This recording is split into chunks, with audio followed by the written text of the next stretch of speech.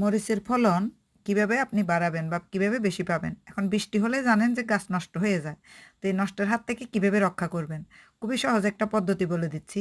সেটা হলো গাছের যে গোড়া, সেই গোড়াতে আপনি শুকনো পাতা, শুকনো পাতা অবশ্যই এখন পাতা জড়তেছে যারা বিদেশে থাকেন। শুকনো পাতা গাছের গোড়াতে অনেকগুলা দিয়ে দিবেন।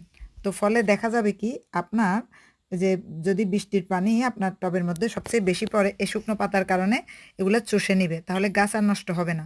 পাশাপাশি আপনি যেটা করবেন যে বিভিন্ন ধরনের ডিম এবং মাছের যে হাড় গোড় ওগুলার যে খোসা, যে খোসা বলতেছি এগুলার যে গুঁড়া, এই গুঁড়া করে এগুলা গাছের গোড়াতে দিয়ে দিবেন। তাহলে এই সেপ্টেম্বরে বৃষ্টির মধ্যেও আপনি গাছের মধ্যে অতিরিক্ত ফলন অনায়াসে পাবেন এবং আপনার গাছের ডগায় ডগায় অনেক ফুল চলে আসবে।